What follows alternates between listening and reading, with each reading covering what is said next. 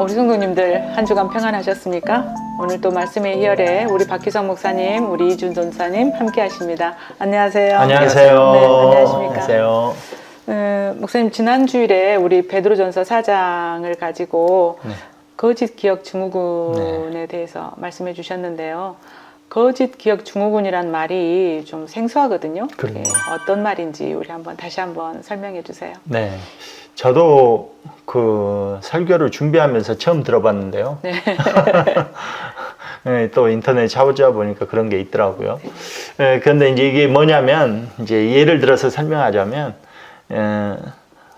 어렸을 때, 한 5살쯤 되었을 때, 그 일을 이제 이 삼촌이 편지와 함께 동봉해서 사진을 동봉해서 조카한테 보냅니다. 근데 그 조카가 5살 때의 그 일이 어떤 일이 있었냐면, 놀이동산에서 가족이 같이 놀이동산 놀러 갔는데 그 놀이동산에서 길을 잃어버린 겁니다. 그래서 이제 울고 난리가 났을 거 아닙니까? 그런데 그러다가 굉장히 어렵게 다시 재회를 한 거예요. 만났어요. 그래가지고 재회를 하니까 기쁜 마음에 이제 놀이기구를 삼촌하고 같이 타면서 찍었던 사진이 거기에 동봉되었고, 또 삼촌이 그 밑에 그거 설명을 적어 놓은 겁니다.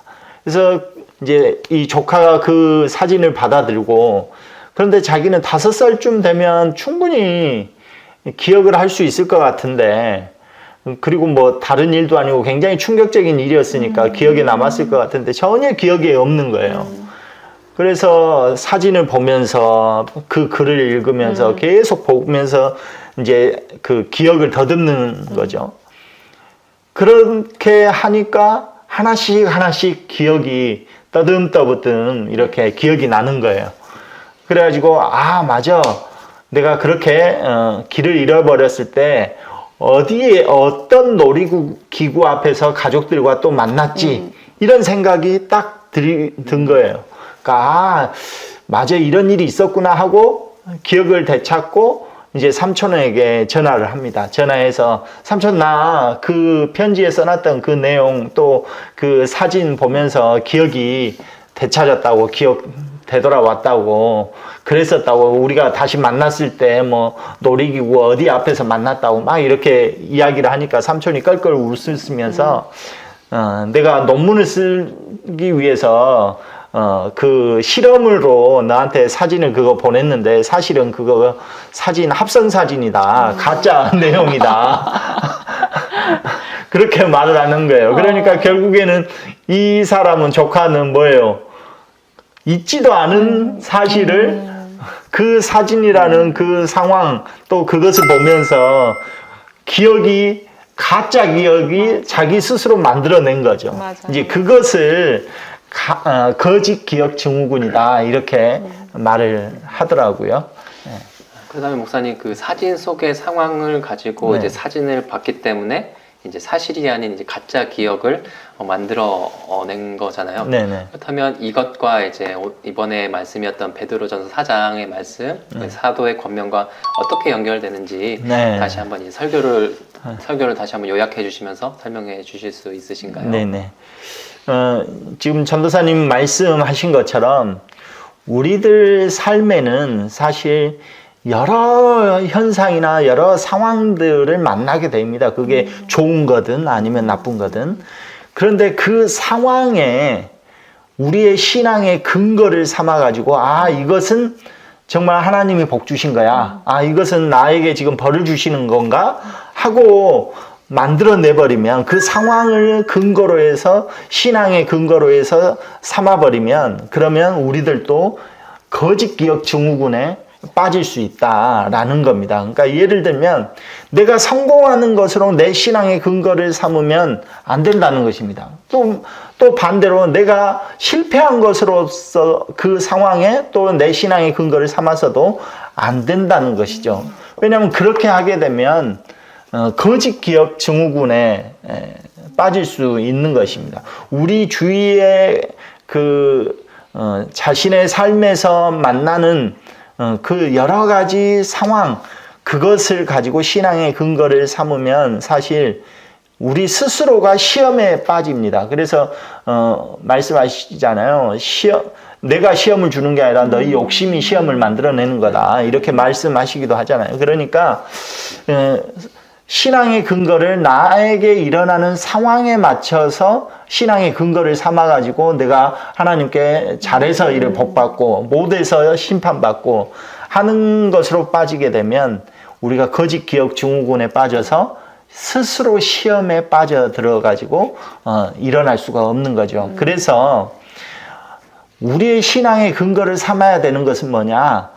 우리 옆에서 일어나는 그 상황의 신앙의 근거를 삼는 것이 아니라 하나님의 그 말씀에 우리의 신앙의 근거를 삼아야 한다는 것입니다. 예를 든다면 예수님이 그런 것이죠. 예수님도 하나님의 말씀을 증거했잖아요. 뭐 잘못한 게 없어요. 하나님의 말씀을 증거했고 어떻게 보면 먹을 것도 줬고 맞아요. 또 고치시기도 하고 죽은 자를 살리시기도 하고 전혀 잘못한 게 없음에도 불구하고 고난과 핍박과 조롱을 받잖아요.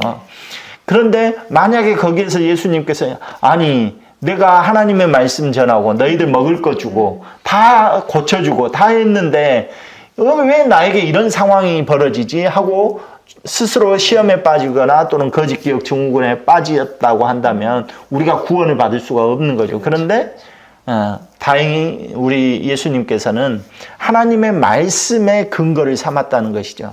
그래서 하나님의 말씀은 뭐냐? 우리들을 구원하시기 위해서 너가 고난받아야 된다라는 말씀이었잖아요. 그러니까 그 말씀에 근거를 삼고 그 모든 조롱과 핍박을 견뎌낸 겁니다. 그러니까 마찬가지로 베드로 사도도 지금 네로 황제 이후로 계속 핍박받고 있는 그런 상황 가운데서 그 핍박과 고난이라는 그 상황의 신앙의 근거를 삼지 말아라. 그러면 너희들 스스로 시험에 빠져들고 신앙의 길에서 벗어나게 된다. 그렇지 말고 예수님과 같은 마음으로 하나님의 말씀에 그 너희의 믿음의 근거를 삼아서 이 모든 심판과 그 고난과 핍박과 이런 것들을 이겨내라 라고 말씀하고 있다는 것입니다. 네. 그러니까 베드로 사도의 당시 성도들뿐만 아니라 어쩌면 오늘날 우리 성도들도 코로나 상황에서 힘들고 어려운데 그때 거짓 기억 증후군에 빠지지 말고 말씀을 근거로 해서 이렇게 그 상황을 이해하고 하나님 편에서 그 말씀을 이해하고 그러면서 그 격려를 받고 또 위로를 받고 그렇게 신앙을 지켜라 하는 말씀인 거네요. 네, 그렇죠. 네네. 혹시 우리 이준호사님은 주의 말씀을 들으면서 또 그 거짓 기억 증후군이라는 그 설교와 베드로 사도의 어떤 권면을 통해서 위로와 격려가 된 내용이 있다면 또는 그 도전을 받은 내용이 있다면 우리 성도님들에게 한번 나누어 주실 수 있을까요? 목사님의 이 설교를 들으면서 이제 제가 다시 한번 도전받는 게 있다면 계속해서 제가 이제 상황에 근거하는 게 아니라 이제 예수님과 같은 마음으로 이제 그 말씀에 근거해서 신앙생활을 하는 것, 그 말씀에 순종하면서 사는 것, 이것이 가장 저의 마음에 정말 항상 도전이 되는데 어려운 상황이 올 때마다 우리는 그 상황에 몰입하기 되게 쉽잖아요. 그 상황으로 우리의 신앙을 해석하고 왜 예수님을 믿었는데 왜 나에게 이런 상황이 아까 말씀해 주신 것처럼 왜 이런 상황에 빠지는지 그러면 우리는 계속해서 뭐 다시 순종하고자 하는 마음도 사라지고 이렇지만 근데 목사님이 말씀해 주셨던 대로 이 상황에 내 신앙을 놓지 말고 예수님과 같은 마음으로 이 말씀에 항상 내 신앙을 두고 다시 일어나서 계속 지금 그 예수님이 가셨던 그 길을 따라가면서 예수님을 닮아가는 것 그렇게 해야 되는구나 라고 이렇게 목사님의 말씀을 다시 한번 제 삶에 적용하게 되는 것 같습니다. 네. 저도 거짓 기억 증후군에 빠지지 않고 하나님의 말씀에 근거해서 내 믿음을 세워가고 또 신앙의 성장을 말씀에 근거해서 이루어가야 되겠다 하는 다짐을 해봅니다.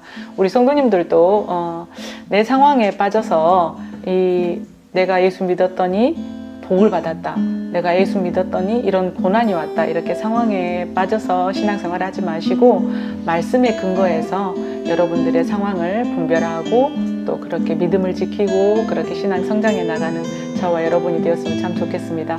말씀 해열은 여기서 마치겠습니다. 다음 주 목요일 오후 5시에 다시 여러분들을 찾아뵙도록 하겠습니다. 감사합니다. 감사합니다.